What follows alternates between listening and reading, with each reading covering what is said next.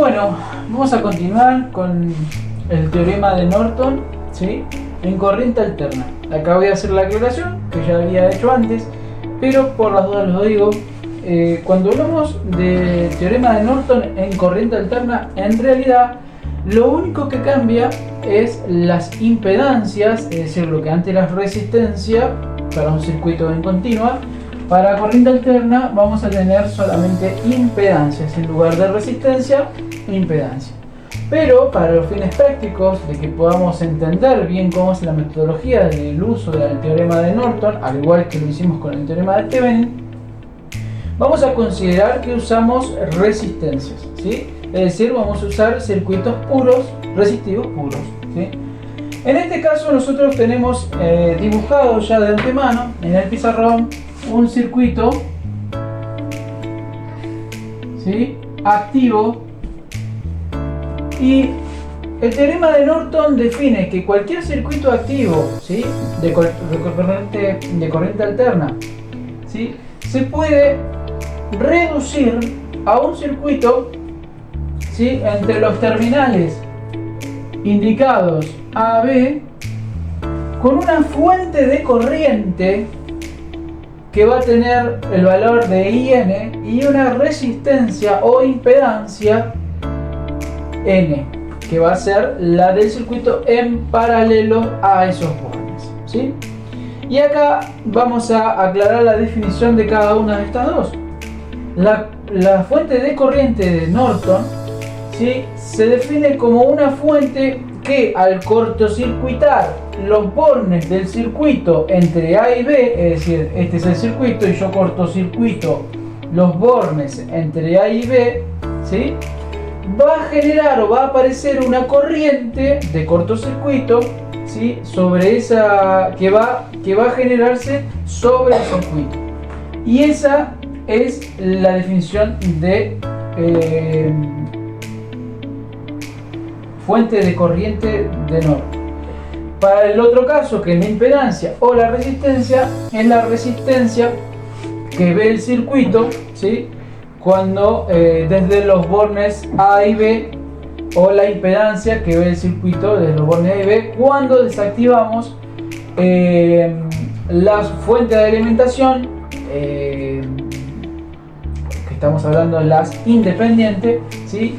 Por su cortocircuito o circuito abierto según corresponde.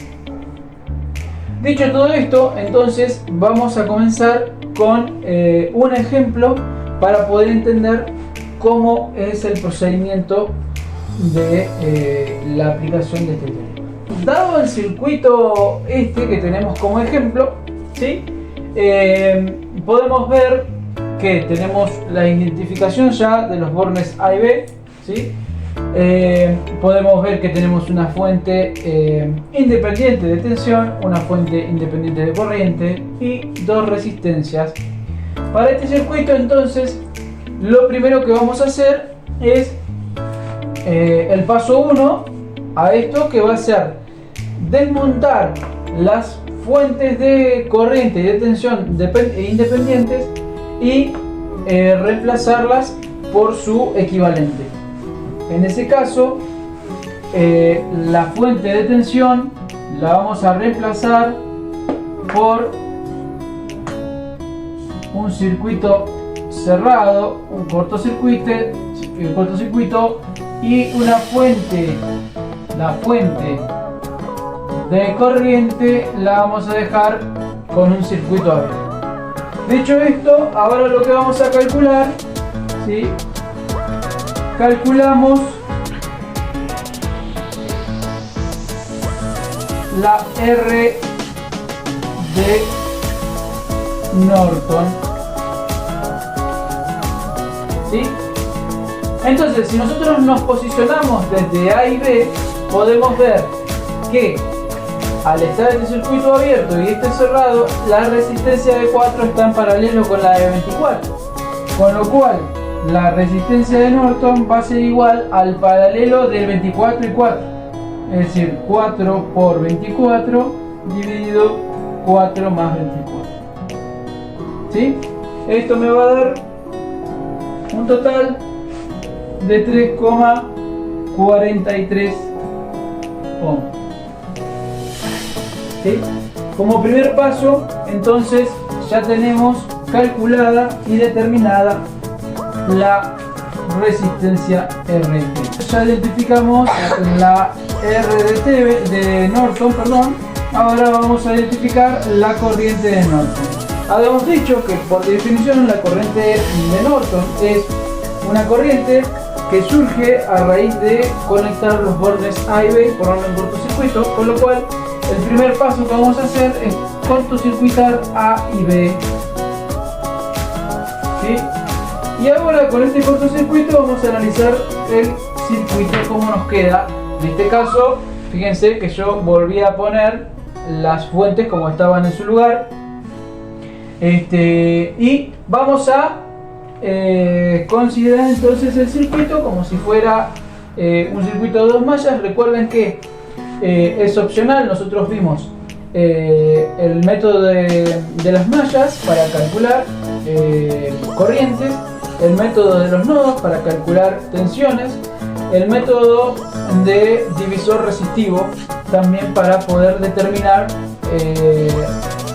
variables de tensiones o variables de corriente. Cualquiera de estos tres métodos es aplicable a estos circuitos para poder llegar al paso siguiente. En este caso vamos a aplicar mallas como lo venimos haciendo en el ejercicio. ¿Sí? Entonces aplicamos mallas, acá tenemos I1, I2. ¿Sí? Nos encontramos con que al estar cortocircuitado, ¿sí? El borne A-B, ¿sí? ¿Qué pasa con esta resistencia que está en paralelo? Bueno, si nosotros vamos a analizar la corriente que pasa por la resistencia, ¿sí? Suponiendo que la corriente viene desde este punto primero, ¿sí? Nos paramos en este punto, que es donde hay una fuente de corriente y donde está la otra fuente de tensión, y suponemos que la corriente va a circular hasta este extremo. Cuando llegamos a este punto donde se bifurca el circuito, para un lado va a encontrar una resistencia y para el otro lado no va a encontrar resistencia a la corriente, por lo cual la corriente siempre va a buscar el camino más fácil.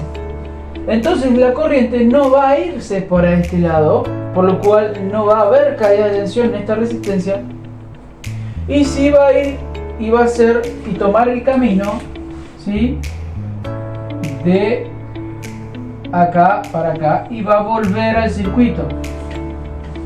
Acá va a pasar lo mismo. En este punto va a tener otra vez la resistencia y un cable a masa. Entre irse para la resistencia que se opone a la corriente y irse por este lado donde no hay oposición y es más fácil el camino, sigue el camino por el circuito. Por ende, puedo suponer teóricamente, a los fines prácticos del cálculo de este ejercicio, ¿sí? Que esta resistencia queda totalmente desconectada porque no va a cumplir ninguna función. Entonces, al quedar desconectada, la vamos a eliminar de nuestro circuito. ¿Sí?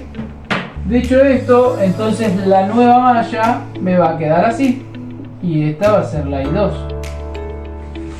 ¿Qué consideraciones voy a tener?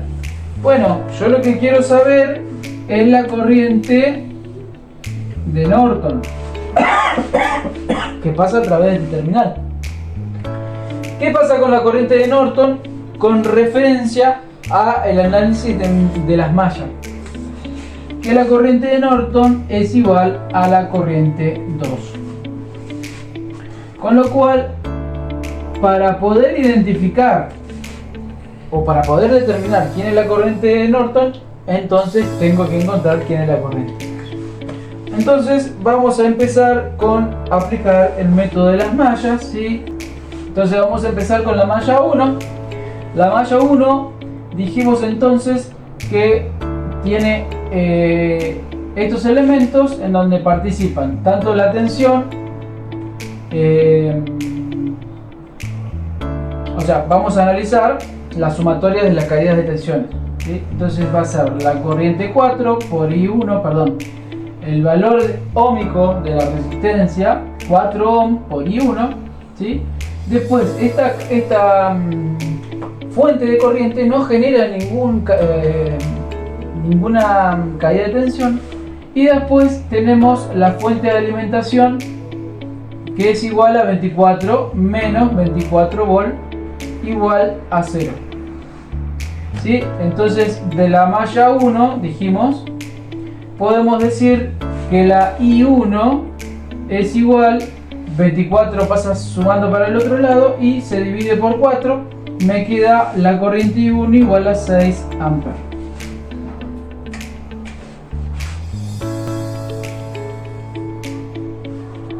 ¿Sí? Y en la malla 2, parándonos en la malla 2, como el elemento que es compartido entre la malla 1 y la malla 2 es una fuente de corriente, entonces puedo plantear directamente que la corriente de la fuente, que son 3 amperes, va a ser igual a I1 menos I2, ¿sí? También podría poner que es igual a I2 menos I1. Entonces me queda, si yo despejo de acá, me queda el I1 pasa sumando, o sea que me queda 3A más I1, que vale 6A, igual a I2. Por lo tanto, I2, que es igual, dijimos, a la I de Norton, me va a dar 3 más 6, 9 amperes. Con lo cual, acá tenemos la corriente que estábamos buscando, ¿sí? Finalmente, podemos graficar el nuevo circuito equivalente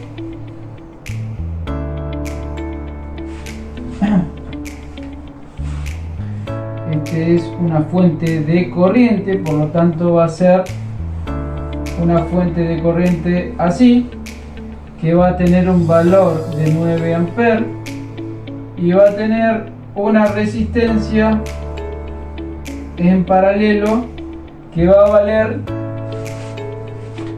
nos había dado 3,43 ohm. Y acá vamos a tener conectado los bornes A y B.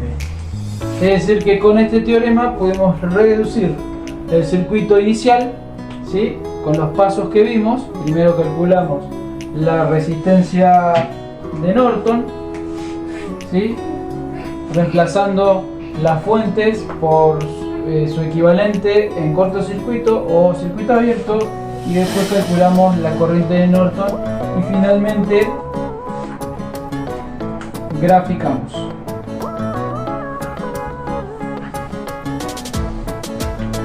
Con lo cual nos queda identificado que el procedimiento para poder hacer cualquier circuito que tenga esta condición, es decir, fuentes independientes, tenemos los pasos 1, 2